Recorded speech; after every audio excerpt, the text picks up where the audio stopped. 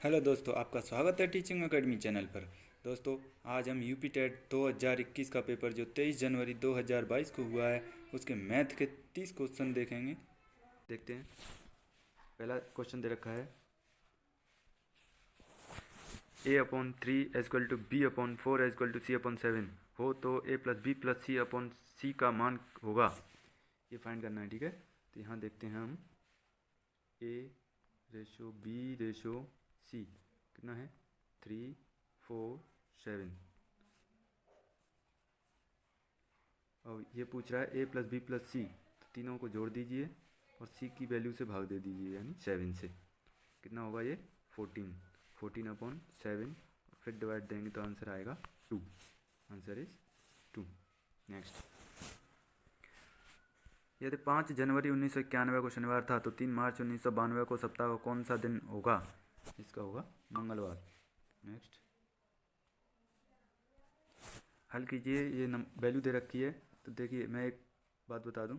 जैसे 1/a की power -1 दे रखा है तो उसका मान होता है a, क्योंकि ये ऊपर जाके प्लस का हो जाता है, माइनस हट जाता है, ठीक है। ऐसे ही ये होगा।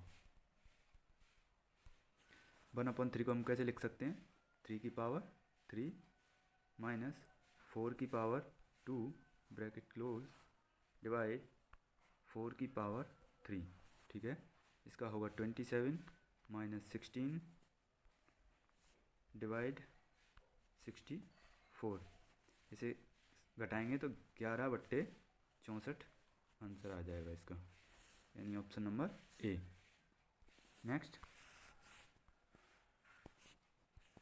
एक त्रिभुज की रचना करने के लिए संभव भुजाएं हैं।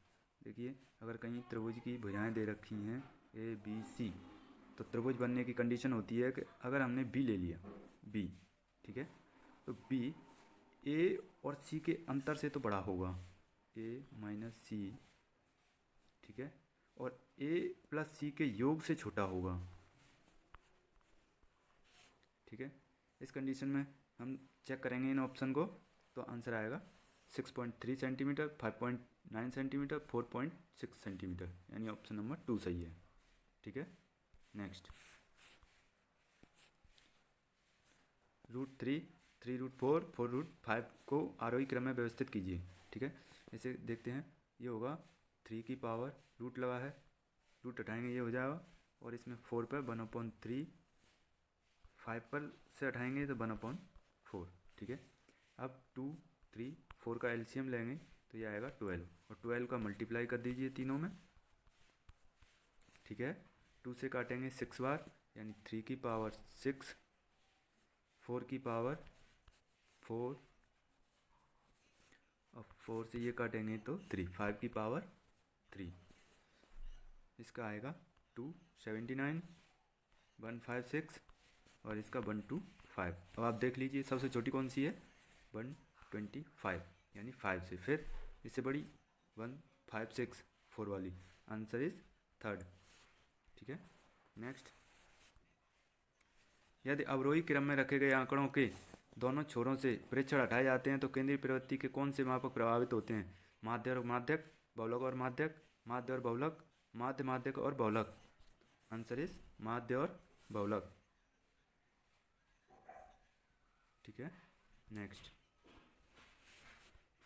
5 सेंटीमीटर बाजू वाले एक घन के सभी फलकों पर रंग लगाया जाता है। यदि इसे 1 सेंटीमीटर की वाले घनों में काटा जाता है तो 1 सेंटीमीटर की वाले कितने घनों में केवल एक ही फलक पर रंग होगा।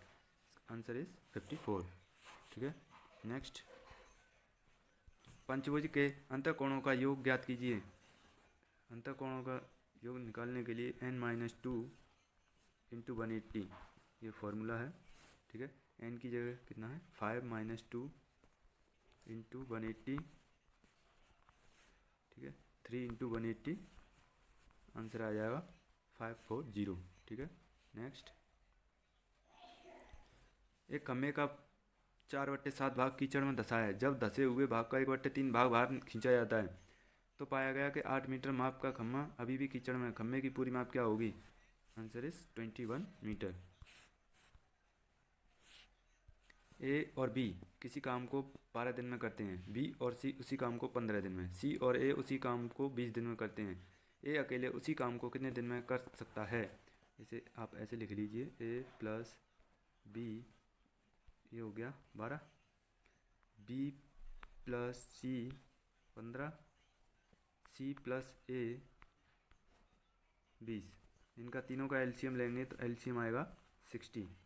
फिर 12 से डिवाइड देंगे 60 में 5, 15 से देंगे 4, 20 से देंगे 3, तीनों को जोड़ेंगे तो कितना आएगा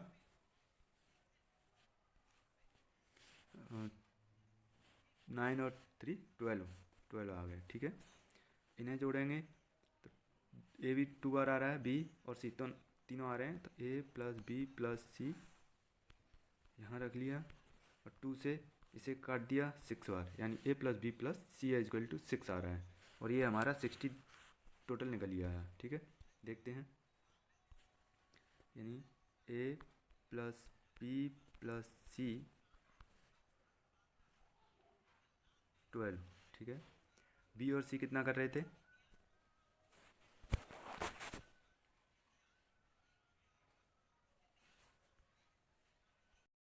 देखिए 2 A plus B plus C equal to 12, 2 से 12 काटेंगे 6, A plus B plus C equal to 6। ठीक है, अब बी प्लस सी की वैल्यू रखेंगे जहाँ हमने इनका वर्ग निकाला था, डिवाइड देके कितना आ रहा था 4 यूनिट आ रही थी, ए प्लस 4 इक्वल टू है ये 6, ए की वैल्यू आ जाएगी 2। ठीक है, अब 2 से टोटल यूनिट वर्क कितना था 60, ये था 60 में 2 से देंगे ये आ जाएगा 30 डेज में ये अकेला काम कर देगा। ठीक है, नेक्स्ट 14/33, 42/55, 21/22 का महत्तम समापवर्तक। देखिए महत्तम समापवर्तक पूछ रहा है तो ऊपर की तीनों संख्याओं का तो ले लीजिए मासा, ठीक है, नीचे का लासा। तो ऊपर चेक कीजिए 42, 21, इसे 7 से देके देखिए 7, 2, 6, 3, अब कोई नंबर कट नहीं रहा। ठीक है, मासा हो गया 7, इसे देख लीजिए ऑप्शन नंबर ए में दे रखा है 7 और किसी में है नहीं है, अगर किसी और ऑप्शन में होता तो फिर हम इसका लासा निकाल के चेक कर लेते हैं। ठीक है, नेक्स्ट 7 + 2√10 इस तरीके से दे रखा है, तो आप ऑप्शन उठाइए और थोड़ा दिमाग लगाइए तो देखिए कहाँ गया, ये है √2 + √5, इसका होल स्क्वायर करके खोलेंगे तो 2 + 5 + 2√2√5, इसे जोड़ेंगे 7 + 2√10। ठीक है, आंसर थर्ड।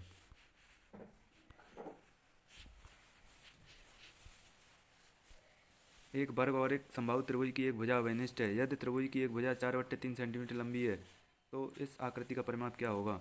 देखिए एक वर्ग बना लीजिए ऐसे, ये है समबाहु त्रिभुज, सभी भुजाएं बराबर होती हैं इसकी।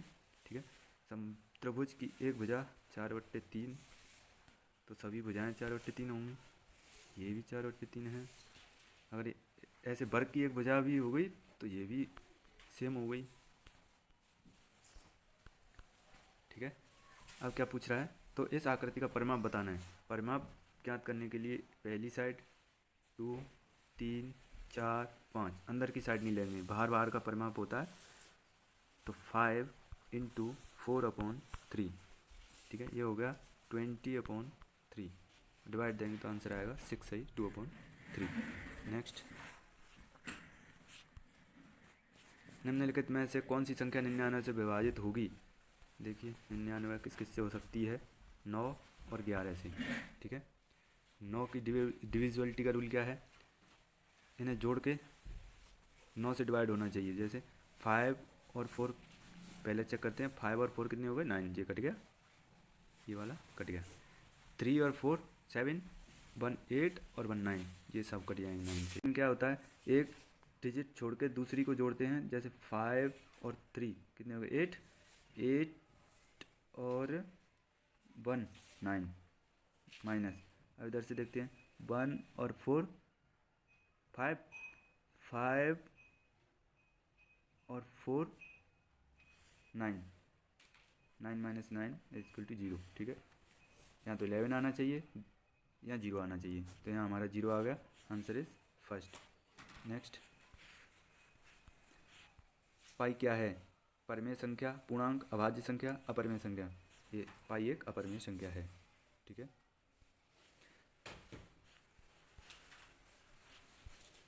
यदि tan 3x is equal to 125 हो तो tan माइनस 2x का मान होगा। इसमें हम देखते हैं, इसे हम tan x का क्यू लिख के 125 किसका क्यू होता है? 5 का, ऐसे लिख लेंगे, क्यू से क्यू कट गया, tan x की वैल्यू हो गई 5, ठीक है। ये वैल्यू यहाँ रख दीजिए, tan x की पावर माइनस 2, ऐसे लिख लिया। tan x का कितना था? 5 की पावर माइनस 2, आंसर आएगा 1/25, ऑप्शन नंबर 2, ठीक है। नेक्स्ट, अब ये दे रखा है, नंबर दे रखा है, इतना को किसी संख्या से भाग देने पर भागफल इतना है और शेषफल इतना है, तो भाजक होगा, ठीक है। इसके लिए 16,075 से आप 43 माइनस कर दीजिए, 16 0 32 आएगा।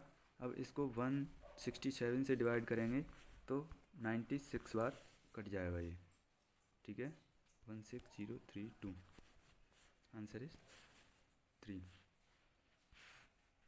नेक्स्ट, 50 से छोटे धन पूर्णांकों में अभाज्यों की संख्या है, ये है 15, ठीक।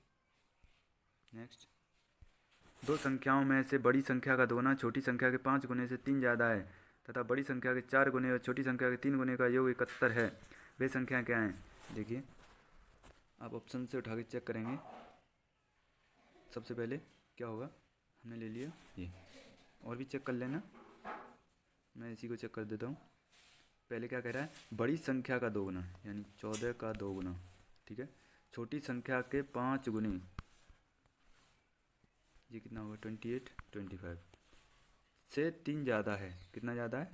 3, सही है, पहली कंडीशन सेटिस्फाइड, ठीक है।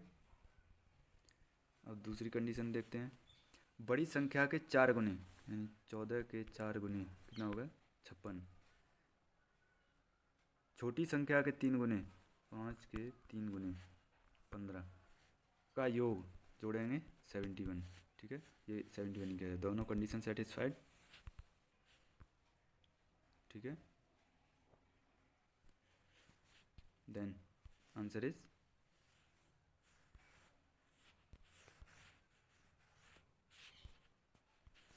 Option number 3। नेक्स्ट, एक वर्ग का क्षेत्रफल जिसकी एक भुजा 8 सेंटीमीटर है उस आयत के क्षेत्रफल के बराबर है जिसकी लंबाई 16 सेंटीमीटर है, आयत की चौड़ाई ज्ञात कीजिए, ठीक है। वर्ग का क्षेत्रफल दे रखा है, क्या होता है? ए स्क्वायर, ठीक है, किसके बराबर है? आयत के क्षेत्रफल के, L इंटू बी। यहाँ ए की वैल्यू कितनी है? 8, L हमें दे रखा है 16 इंटू बी फाइंड करना है, ये हो गया 64, 16 इंटू बी, 16 से ये काटेंगे 4, आंसर इज फर्स्ट। नेक्स्ट, यदि किसी वस्तु का क्रय मूल्य उसके विक्रय मूल्य का 3/2 है तो लाभ या हानि का प्रतिशत बताइए। देखिए, CP cost price is equal to selling price into 3/2 दे रखा है। CP यहीं है और SP को नीचे ले आओ, कितना बच रहा है? यहाँ 3/2, यानी 3 रुपये की उसने खरीदी, 2 की बेच रहा है, क्या हो रहा है? उसे कहीं ना कहीं 1 रुपये का लॉस हो रहा है। कितने पर हो रहा है? 3 रुपये पर, इंटू 100, तो आंसर होगा 33, सही 1/3% हानि। नेक्स्ट, देखिए 1 2 1 0 1 2 को 12 से भाग देने पर शेषफल पूछ रहा है, इसे 12 से भाग देंगे तो चेक करेंगे तो आंसर आएगा 4, ठीक है। नेक्स्ट, ये नंबर दे रखा मल्टीप्लाई में, इसके गुणनफल में इकाई का अंक पूछ रहा है। इकाई का अंक ज्ञात करने के लिए देखिए, पहले इसके और इसके लास्ट डिजिट का मल्टीप्लाई कीजिए, 2 9 जा 18, इसके और इसके लास्ट डिजिट 6 8 जा 48, अब इन दोनों का लास्ट डिजिट मल्टीप्लाई कीजिए 64, इकाई पर कौन कितना आ रहा है? 4, answer is B. Second option मैं टिक कर देता हूँ ये, ठीक है। दिए आंकड़ों का माध्य यदि 4.5 है तो उसका माध्यक क्या होगा, इसका आएगा 4.5, ठीक है। सांख्यिकी में विचरण का विश्लेषण नामक विधि का मुख्य श्रेय R A Fisher, Newton, Laplace, Gauss. Answer होगा आर्य फिशर, ठीक है। एक त्रिभुज दे रखा है और इसमें ये मध्य बिंदु दे दिए हैं DEF। तो पूछ रहा है कौन सा कथन सत्य है, ठीक है। पहले गिन लीजिए 1 2 3 4।